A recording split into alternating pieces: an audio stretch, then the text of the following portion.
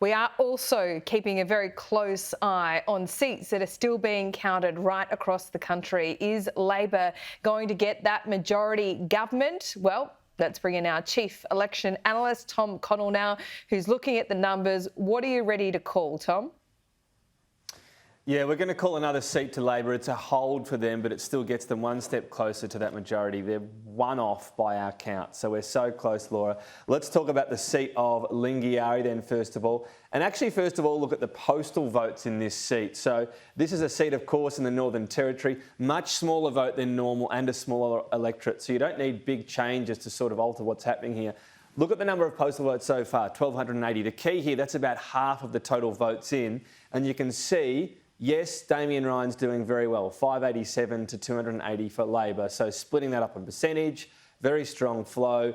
Two-party preferred, 62 to 37. The problem for him is the amount of actual vote he's gaining. He's gaining about 300 votes there, so he'll do the same on the second half on best projection.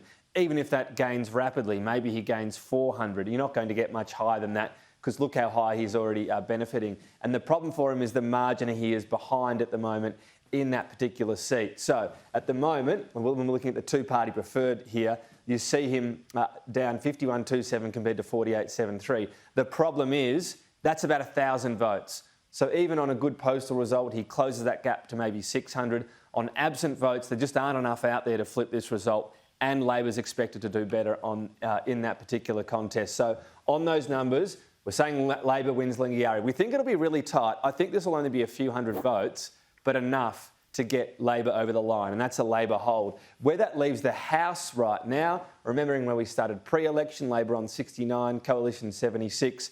It's a very different looking House now. Big whack of crossbench, of course, independents, Greens and so on. Liberal Party way down on 54, 7 still undecided. We're going to see the Liberal Party, I think, get more like 56, 57, but Labor, 75. So they need one more to get to 76. So what are the best options? Deakin, I think, is a stretch right now. Deakin, we're very close to calling for the Liberal Party, and that's because, again, of these postal flows and how strongly they're going towards the Liberal Party at the moment. So Michael Sukkar, 41.86. We know he's lost 5.86 there, so not a great result. But at the moment on two-party preferred, as of yesterday, he took the lead. Now, what we're projecting is he'll get up to about 51% once postals come in, and a lead of about 1,700 votes. From what we know, the indicative number of absent votes, pre-poll, the other votes to come in other than postal, there's just not enough to get Labor back into that contest. We're projecting him to get to about 50.8. We just want to see some absent votes and make sure there aren't more out there we're surprised about before we're definitive about that. So we're almost going to call Deakin for the Liberal Party. In other words, no dice there for Labor to get to that magical number 76 for them. Next up the list, a better chance for Labor is hanging on to Gilmore. This would still give them that 76. But again, Andrew Constance has taken the lead on postal votes. This is much tighter. Our projection still for him is to get to about 50.25 once all votes are counted. Absent votes will help Labor, but he'll get a bit of a lead from those postal votes before that happens. Really tight. It's still a possibility. But if this goes as we expect, again, Labor falls short. But they've got two really good options to get there. The first one, let's look at Brisbane. This is a bit of a tricky contest. We know the LNP is going to lose. Trevor Evans will not win this seat, but what happens in terms of Labor versus the Greens and getting ahead? See the margin here, 28.04 versus 27.83. Wow. Whichever of these two finish second win the seat. Here's another way of looking at the number of votes. Labor's 158 behind, but they're catching up at a good rate on those postals. They've already caught up about 500. On current postals, Labor will flip that and go ahead by about 1,400 votes. Yeah. So how do the Greens come back? Absent votes will favour the Greens. We don't know how much by. It's unlikely on the number of absent votes and also how they'll flow. The Greens can flip that back, but we're not quite sure. And we don't know quite how some of the preferences will be distributed as well in those sorts of votes.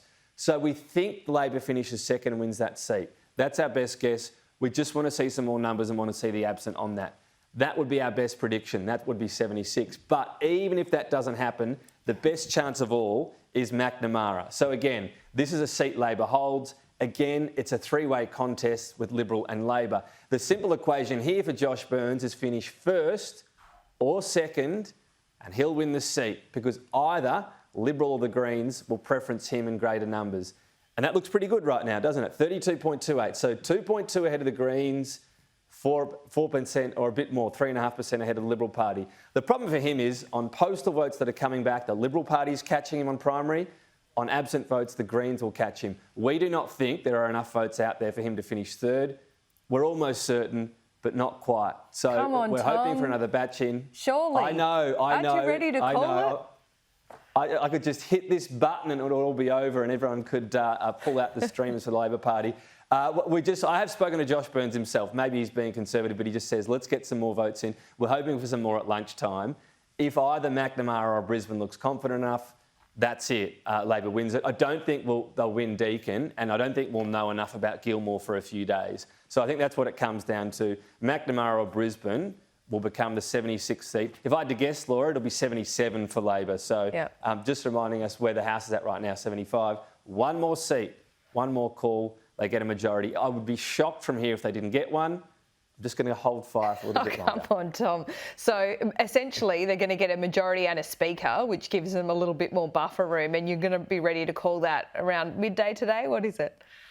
Hey, if I was in the room counting the votes, I'd have a bit more control, but we just wait. But yeah, I'd be shocked if it wasn't a majority from here. But, some very different voting patterns in some areas in this election. So we're just going to hold fire. OK, Tom, thanks so much. And that's why he is the best. And keep a very close eye on Tom Connell throughout the afternoon as that vote counting does continue. But